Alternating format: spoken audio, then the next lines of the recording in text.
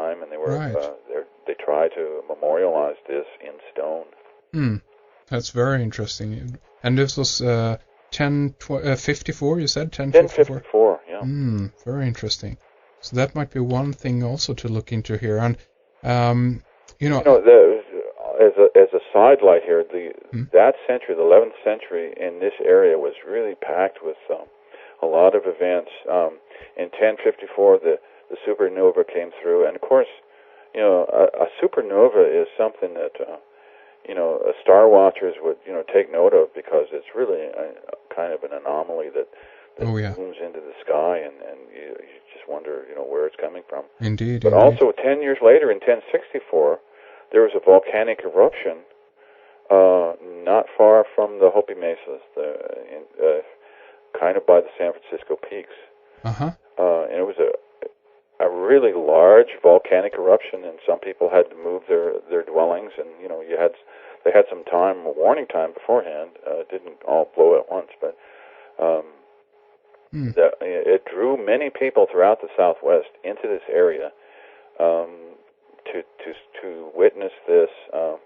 There's a place called Wupatki that's the closest, and Wupatki again is part of this Orion correlation that I keep going back to. Right.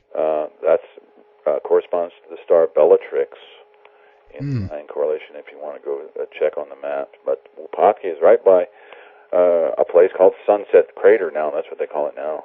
This huge crater, a volcanic crater that was formed by this 1064 volcanic eruption. Very interesting. Very interesting. So there was kind of a scary time, I would imagine, to be around. You have these anomalies in the sky going off, and these anomaly in the earth. And the people were still moving around and building villages and then abandoning them. So and moving from place to place. So. Yeah, I see what you mean. The Hopi Mesas were kind of established around 1100, shortly after this turbulent 11th century. That's very interesting, because again, if we look at some of the placement of these stone houses, like I saw some pictures earlier of the Betatakin area, and I mean these look like they're really kind of taking shelter from something. It looks like that to me. Yeah, it's a kind of a way to get away.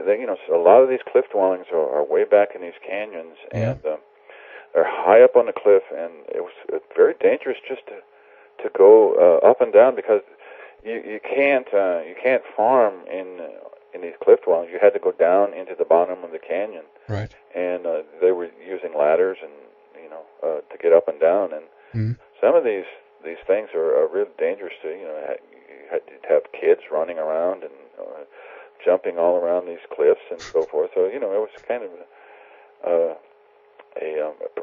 immensely beautiful place to live. Right. In one sense. Do you know if the area was ever fertile at that point? Because I mean it's as I understand it, at least, it's mostly desert now, isn't that right? Well, they managed to grow crops, corn, beans, and squash in the bottom of these canyons, and they had runoff from the canyons that gave them some irrigation. But it's pretty dry now. Right. You just wonder how the people survived. The conditions were not that different. There was a great drought starting in about 1275 and lasting 25 years, and this really was a significant drought factor in the people's lives, and it basically cleared out a lot of the dwellings, the cliff dwellings in southwestern Colorado and northern Arizona, and consequently the people moved closer to rivers, so they moved around the Little Colorado River in Arizona, and some of the Pueblo people moved down to the Rio Grande in New Mexico to get closer to the rivers. Right. So eventually, it's probably a time quite like we're going through now with this global warming situation. That great droughts all the time. Right. I want to focus on two things here at the end of our 10 minutes here that we're left in this second segment here, and two symbols. We have the Maltese cross, of course, the Hopi version of that, or if that's actually the origins of it, and then we also have the swastika, of course. These are two very interesting symbols, and they are both found in Hopi rock drawings, basically. Isn't that right? That's correct. The Maltese cross, of course, is a universal symbol. You find it on the Knights Templar cape, the Maltese cross. So the whole Templar symbology there. But you also find it, in Hopi artifacts, on Hopi artifacts, pottery, petroglyphs. There's a picture of a Hopi petroglyph, that perfect Maltese cross. The Apache here in Arizona, they put them on their medicine shirts, and the Navajo had sand paintings that incorporated the Maltese cross. Mm-hmm. And of course, the Olmec in Mexico and the Maya also used them in sculptures, and you could see them in the codexes, the Mayan codexes. They're examples of the Maltese cross. So it's kind of a universal symbol. The one interpretation, it comes from Freemasonry, and they believe that the Maltese cross represents the blazing star, or the star Sirius, mm-hmm. in Canis Major, which we talked about earlier. In Egyptian mythology, this corresponds to Isis, the goddess Isis. Right. And for the Hopi, the Maltese cross has a feminine symbology. Hmm. For the Hopi, it kind of represents menstrual blood, and the Virgin and so forth, like really, as this feminine symbology. In fact, the Hopi women have a traditional hairstyle, and it kind of looks like, if you remember from the Star Wars movie, right? It kind of looks like Princess Leia's hairstyle, with the two bunches of hair on each side of the head. Right. The buns. Hopi, you look at the Hopi women's, and this particularly a virgin mm-hmm. does this. Mm-hmm. It's a particular hairstyle, and the way they achieve this is to take two pieces of wood, and you put them perpendicular to each other, so they kind of form a Maltese cross symbol, and mm-hmm. and they wrap their hair around this particular piece of wood, and this is called the butterfly whorl, and it has fertility symbology connected with it, and symbology of the Virgin. Really, no, that's again very interesting, because again the the Maltese cross, going back to the Knights Templar, the Catholic orders, and we could even, you mentioned blood, we can even be so bold to suggest that this is a connection with the Red Cross, then. Oh yeah, the Red Cross is part of the whole symbology. Of course. And blood is part of this. Also, in the idea of the end times, the Maltese cross also crops up. In the end times, it is said that a figure named Pahana, or the elder white brother, he's called the Purifier, and he will come back to the Hopi land. He will be carrying part of a stone tablet, the corner of a stone tablet that was broken off when he went off to the east. He's a figure similar to Quetzalcoatl, uh-huh. that came and lived with the people for a while and then went off to the east. Or the Maya Kukulkan is the same kind of figure. But Pahana, will carry this corner of the tablet, and it will match up with the tablet that the Hopi have kept, and this will verify that this is the Pahana, and the Purifier. Now the Pahana will be accompanied by two helpers. One helper will carry a Maltese cross,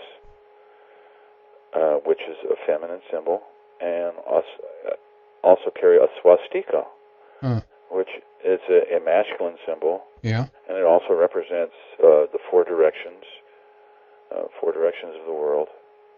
The second helper just carries merely a sun sign. Okay, so you have at the this mythology or legend of the end times, you have these three potent symbols, Maltese cross, Yeah. the swastika, and the sun sign. Very interesting. Into Hopi territory again, and the end of my book kind of describes potential end times prophecies that the Hopi have come up with. There's the idea of the Hopi blue star. Are you familiar with that? The blue kachina, isn't that what they call it? The kachina, yeah. Right. They have a legend. The Hopi have a legend of the blue kachina that will come during the end times. Just prior to when Pahana comes and reunites with the Hopi people. Right. But the blue star kachina apparently will dance in the plaza, and when the blue star kachina dances, and he takes off his mask, that will signal the end of all Hopi ceremony, and basically the beginning of the end of the world, end times. And I'm not sure, but I've heard rumors that this has already happened. Yeah. At the same time, there was a blue star supposed to appear in the sky.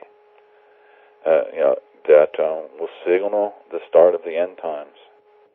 And what about? Oh, I can't remember the name of it now. But just a few months ago, we had this very weird explosion, so to speak, of a comet or some kind of event happened anyway. Yeah, it was Comet Holmes. Holmes, that's right. Okay. Yeah. Yeah, it 17P Holmes, I think they termed it, and this came in at the end of October 2007. Yeah. And I saw it here in Arizona. You could see it pretty clearly with the naked eye. Yeah. But apparently, it went from a magnitude of 17 to a magnitude of 2.8 in a number of hours. That's it's like a huge explosion. Indeed. It became 1 million times brighter in just a matter of hours. And so something is the comet, along with its gas and dust that envelops it. It became the largest object in our solar system. Larger even than the sun. This comet with it's called a coma. Right. Connected to it. It became larger than a solar system. So, that might be one candidate for the blue star. Indeed. And you look at pictures of it, and it is actually blue. That's right. Yeah, I remember it so, vividly because I've been reading about the legend of the blue kachina for a long time, and I kind of carried that with me. And so as soon as this happened, this was the first kind of red light or alarm bell that went off. Well, there's been other sky events that people have pointed to as being the blue kachina, like Hale Bopp back in 1997. It was right. kind of a turquoise-like color, which is turquoise and blue are very similar in Hopi, and the Sakwa kachina is the blue star kachina, Sakwa Sohu. This is actually more like a turquoise rather than a blue. And Comet Hale Bopp was definitely a brilliant turquoise color. Right. And it sparked off a lot of strange oddities, like the Heaven's Gate suicide. Indeed. Yeah. Pact and so forth. Yeah. Yeah. Yeah. I mean, in regards to that again, the Maltese cross and the swastika, that is very interesting, and one tends to wonder, okay, is this in some way preordained then? I mean, has someone actually gone over there and reconnected with these old tribes, because once upon a time they were all part of the same, meaning that again the same symbols pop up everywhere in the world. But I mean, have you been able to pick up anything in regards to where they might potentially have gotten the information from to begin with, why they chose these symbols and then said that okay, one group will come with the Maltese and one will come with the swastika? Well, these are ancient symbols from an